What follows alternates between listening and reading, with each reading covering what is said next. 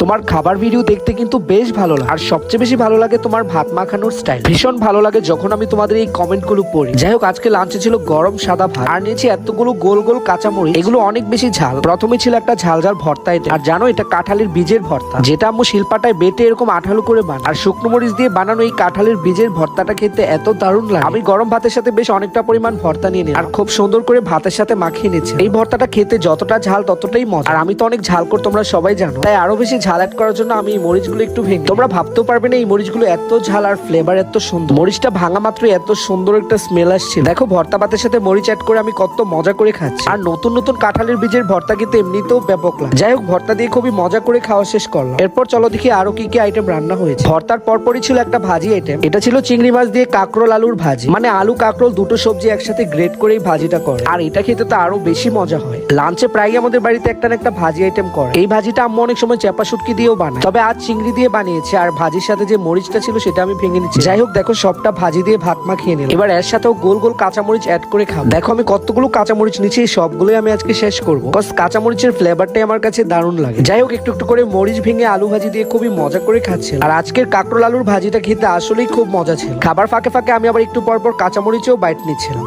যাই হোক, কাঁকরোল আলুর ভাজি দিয়ে খুবই মজা করে খাওয়া শেষ করলাম। তোমরা ভেবো না এখানেই খাওয়া শেষ, আরো কিন্তু অনেকগুলো আইটেম বাকি আছে, আর একটা একটা করে সবগুলোই তোমাদের সাথে শেয়ার করবো এই ভিডিও। অনেকটা ভাত খেয়ে নিলাম, এরপর আম্মু প্লেটে আরো একটু ভাত দিয়ে দিল। ব্যাস এইটুকুতে আজকে খাওয়াটা শেষ করতে হবে। এরপর ছিল একটা ঝোলের তরকারি, আর এটা ছিল আলু বরবটি ইলিশ মাছের মজাদার একটা ঝোল। বরবটি আমার তেমন একটা খাওয়া হয় না, তবে এভাবে ইলিশ দিয়ে ঝোল রান্না করলে ভীষণ ভালো। সাথে আলু দিলে তো কোনো কথাই নেই, খুবই মজা করে। যাই হোক, বরবটি আলুর ঝোল দিয়ে ভাত মাখিয়ে নিল। আলু বরবটি সবকিছু এভাবে ম্যাশ করে ভাতের সাথে মাখিয়ে নিচ্ছিলাম। একটু লেবু হলে আরো ভালো জমতো, তবে আজকে বাসায় একটু লেবু ছিল, তো কি আর করার, এত মজার মজার তরকারিগুলো লেবু ছাড়াই খেতে হচ্ছে। যাই হোক, তরকারির সাথে খুবই মজা করে ভাত মাখিয়ে এরপর একটু একটু করে মাছ খুলে সব মিলিয়ে খেতে তো আমার কাছে খুবই ভালো লাগছে। আর আজকে এই বরবটি আলুর ঝোলটা খেতে আসলে অনেক মজা হয়েছে। যদিও মায়ের রান্না প্রত্যেকটা আইটেমে অনেক বেশি ভালো হয়, এটা শুধু আমার মায়ের ক্ষেত্রে না, সকলের মায়ের রান্নাই যার যার কাছে ভীষণ ভালো লাগে। যাই হোক, এই ঝোলের তরকারির সাথে একটু একটু করে গোলমরিচ ভেঙে নিচ্ছিলাম। আগেই বলেছিলাম এই মরিচের ঝালটা যেমন অস্থির, তেমনি ঘ্রাণটা অনেক সুন্দর, আর এই জন্য আমি বেশি বেশি করে খাচ্ছি। খেতে খেতে অলরেডি যদিও আমার পেট ভরে গেছিল, তাও জোর করে খেতে হচ্ছে, কারণ এখনো আরো আইটেম বাকি আছে। যাই হোক, কাঁচামরিচ ভেঙে এইভাবে খুব মজা করে ভাত খেয়ে নিলাম। আর বরবটি আলুর ঝোল দিয়ে খাওয়ার পর চলো দেখি আরো কি আইটেম ছিল। আগেই বলেছিলাম আর ভাত নিব না, এইটুকুতেই খাওয়া শেষ করতে। আর লাস্টে ছিল চাল কুমড়োর তরকারি,